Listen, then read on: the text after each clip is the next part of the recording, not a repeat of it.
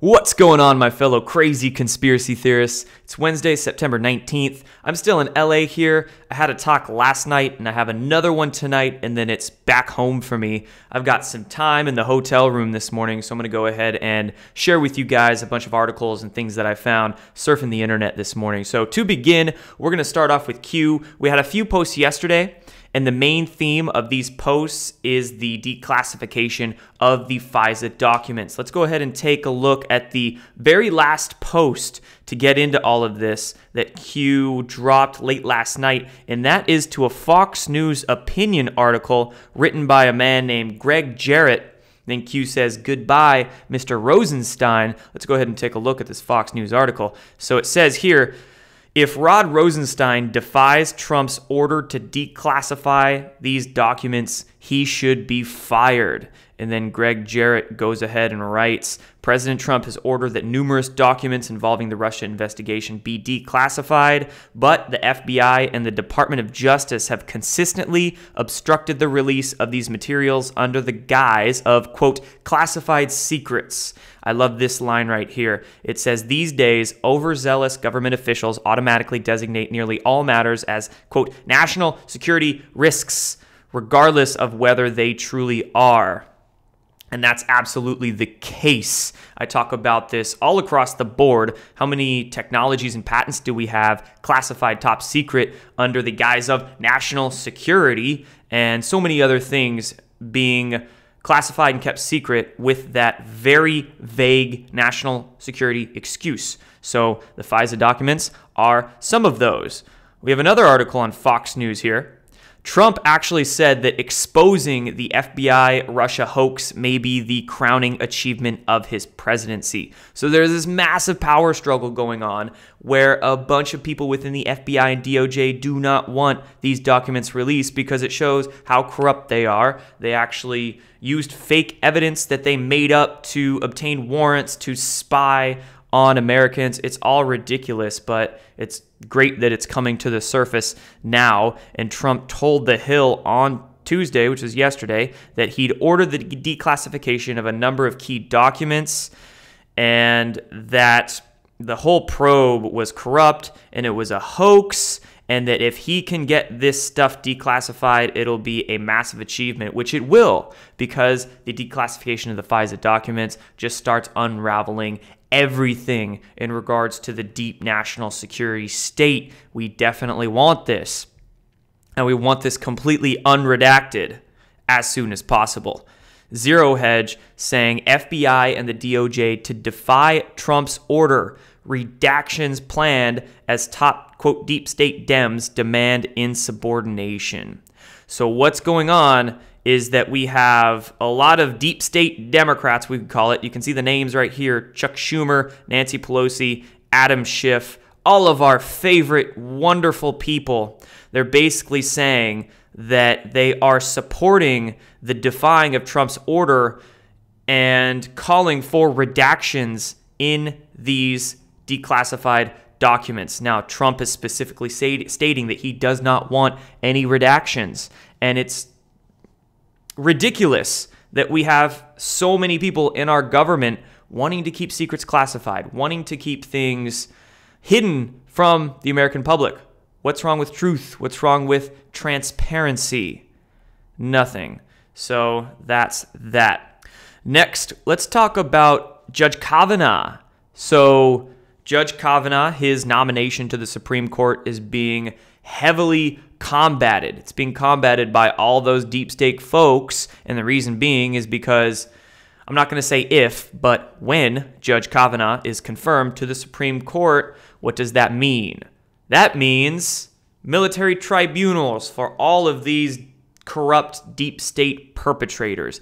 That's why his nomination is being so heavily combated, and that's why we have people like this chick, her name's Christine Blasey Ford, came out with these sexual assault allegations against Judge Kavanaugh, and there's literally no evidence for it. These allegations are claimed to be from 35 years ago, and what's hilarious is that this, quote, activist, far-left activist, the accuser, Christine Ford, has gone into hiding. She won't even testify in front of Congress about these allegations.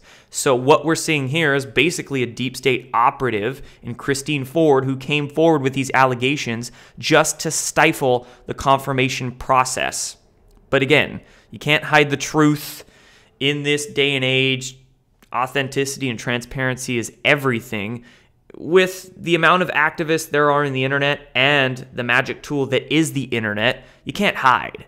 You cannot hide. So anything that this deep state tries to do to, shall we say, prevent their downfall, it's just failing. Whether it's an operative, whether they're trying to hide documents and redact them, whatever it is, it's all going to fail. And it's so funny to watch this charade, to watch this game play out. And we see people like Hillary Clinton, for instance, gave an interview just yesterday, and she looked scared, and she was completely projecting, twisting the truth literally 180 degrees just to try to make her not look bad. You see the Twitter accounts of all these deep state folk like Adam Schiff and Eric Swalwell and all these people that are crying, "Oh my God, Trump is lawless, oh my God."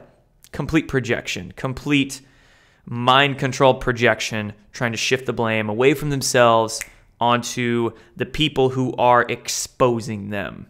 It's not going to work. Another thing that's breaking, so many things going on in the past few days, Project Veritas here. So Project Veritas coming out with another expose of the deep state that has infiltrated our government, and they're calling this one Deep State Unmasked. Leaks at HHS and the Department of Justice.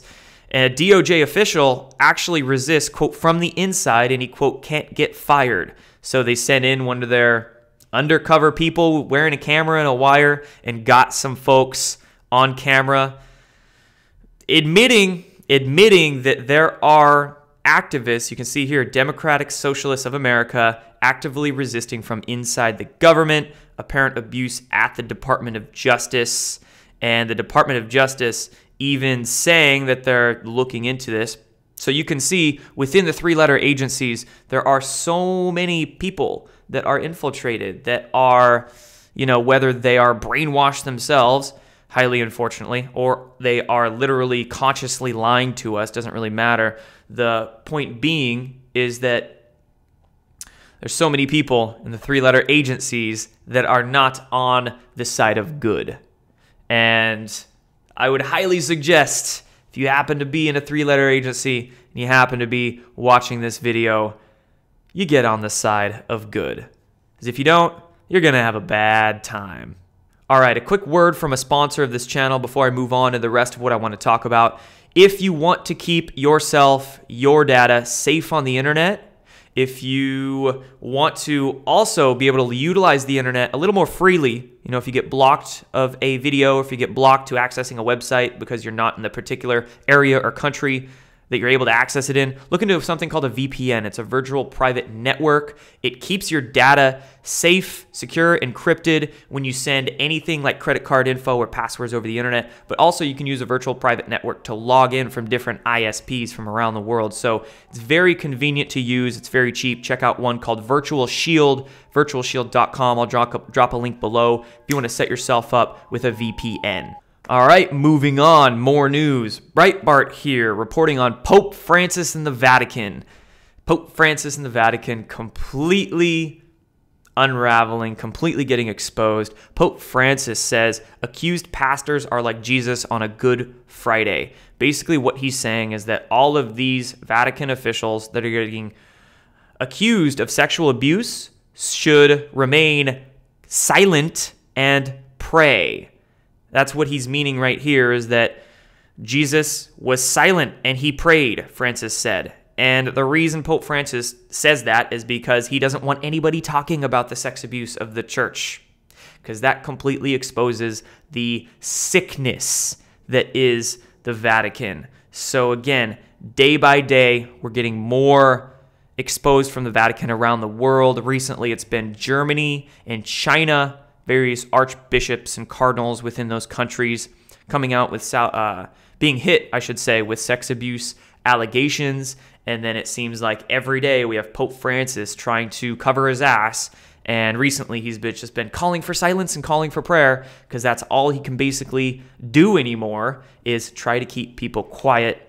But like I said, it's not going to work for any of these bad guys. And speaking of sexual abuse, this is some local news out of New Jersey. Authorities on Tuesday announced the arrest of 24 men nabbed in a child predator sting in New Jersey. The suspects include a nurse, a firefighter, and a police sergeant even.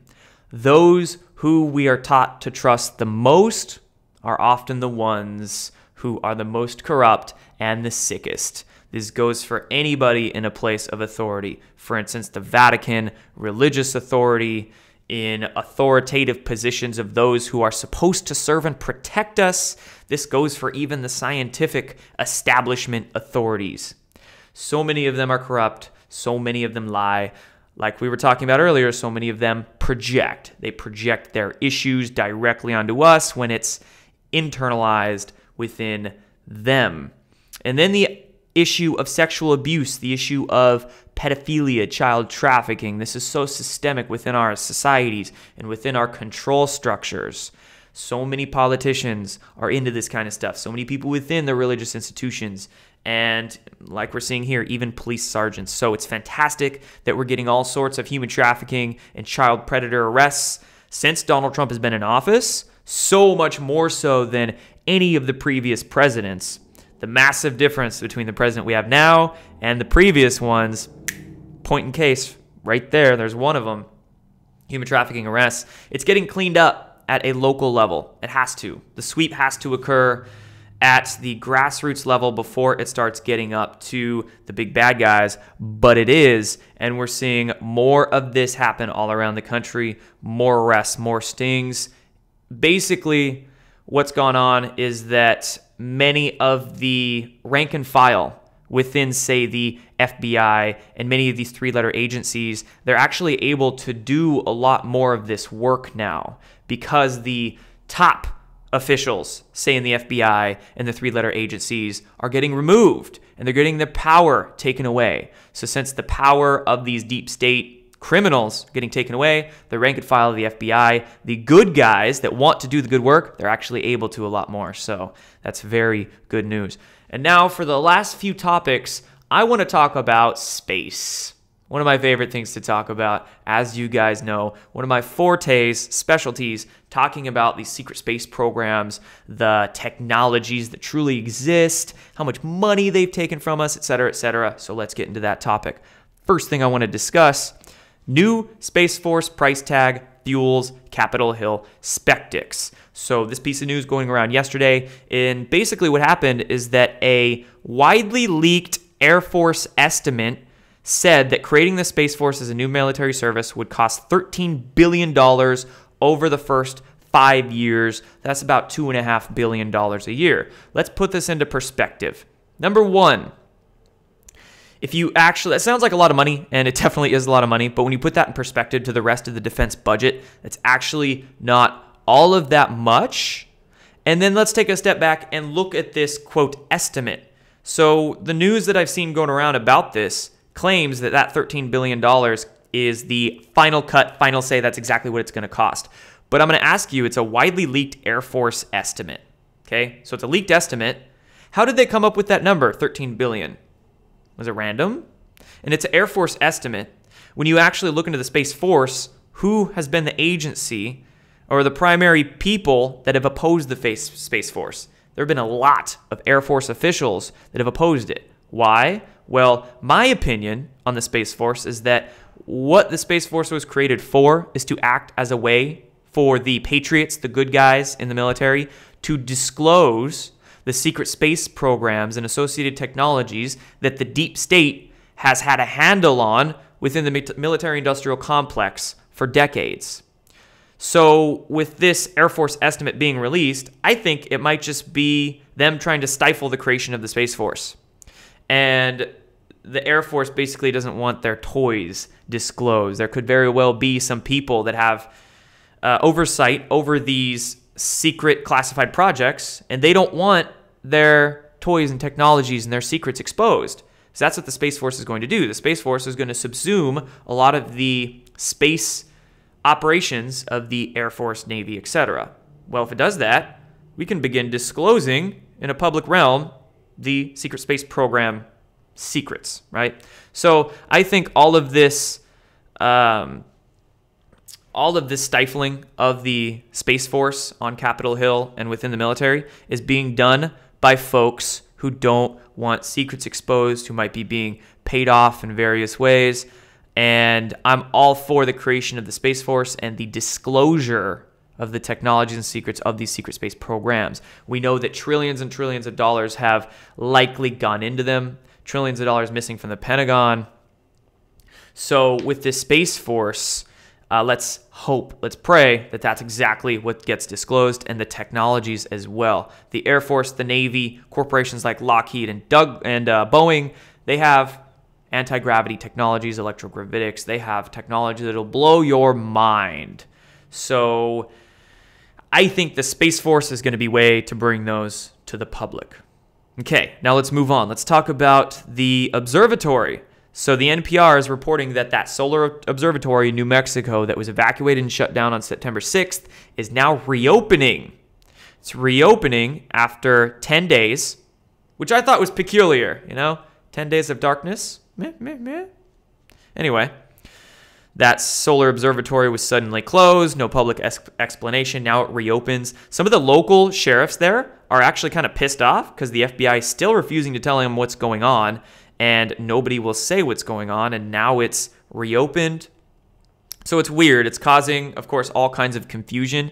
I personally have no idea why. I've seen so many different theories that just don't add up in my head. Some people are claiming to, there's all these photos of stuff coming out of the sun. A lot of these particular photographs I'm seeing shared around I think are fake. I think are just of dust particles and the reflection of the person's lens that they're taking it with. A lot of people are claiming, weather technologies, HARP, et cetera, et cetera. In my head, I'm like, why would they keep HARP-like weather modification technologies at a institution like this? Doesn't make sense to me. Maybe it's a case of espionage. Okay, I could see that. Some rogue intelligence agency trying to spy through these observatories, maybe. In my head, I'm also thinking, man, what a bad cover-up job. Maybe someone's just trying to stir the pot to get the public to start thinking about space or thinking about our sun, what's going on in our galaxy, basically above our heads. Maybe it's just something to stir the pot and there's nothing actually really going on, because let's be real, it's a very bad cover-up job. Not only that, but if you look at the articles circulating of it, over the last 2 weeks, every single day, there's more articles. There's more articles discussing, quote, alien conspiracy theorists, or, quote, solar flares and the sun, just definitely riling people's imaginations. So it's just, there's very weird dynamics about this particular media story. That's all I'm saying. But the observatory is reopened, and maybe we'll never know. Maybe we'll never know why. Could be something massive. I'm not throwing that out of the picture. Could be nothing. Very well as well. So that's what to say about that. And then very last thing, this is funny to me. So I just found this morning. Bad Photoshop fools Iranian media into thinking a U.S. aircraft carrier is testing UFOs. And I want to report on this because some people actually sent this photograph my way over the last couple days, had no idea that it fooled the Iranian media. But I've seen this picture actually many times over the last few months, and for some reason it's getting shared around now. It's catching wind into the internet consciousness, we could say.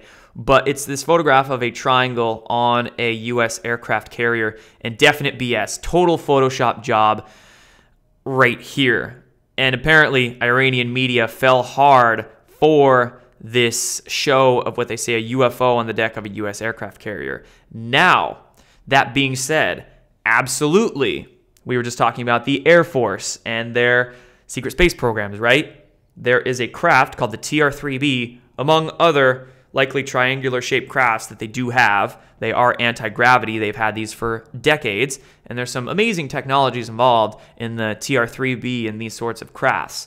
Now, these craft are never going to be found on an aircraft carrier, And B, many of these craft are actually kept in underground bases and other black sites. So this is a very fake photo, but it's a real concept. Triangular-shaped man-made UFOs exist. ET UFOs exist as well. They're far different than the nuts and bolts UFOs that man makes. But this is just funny to me, and I wanted to throw it out there. Fake Photoshop job, real concepts. And very last thing that I always laugh about is this bullet point right here. And you hear this often said in the media. The website used anonymous YouTube comments to suggest the U.S. had a secret stealth jet program. They're always thinking of jets, aircraft, things that fly, right? When you get into these UFO electrogravitic technologies, these things aren't jets. They don't have wings. They don't fly, right? It's a very difficult unlearning and relearning process that many people have yet to do, but it's necessary to really understand all that's going on. So these technologies don't use Bernoulli's principle. They don't use rocket fuel. They use simply electricity and plasma, the idea of implosion and rotation. There's many scientific concepts that these technologies use. I won't get into them here, long conversation, but it's just funny to me that we always see the idea of jets being thrown around. Jets are old school. Next, we're going to get into, what do we even call these things? Spacecraft. They are anti-gravity.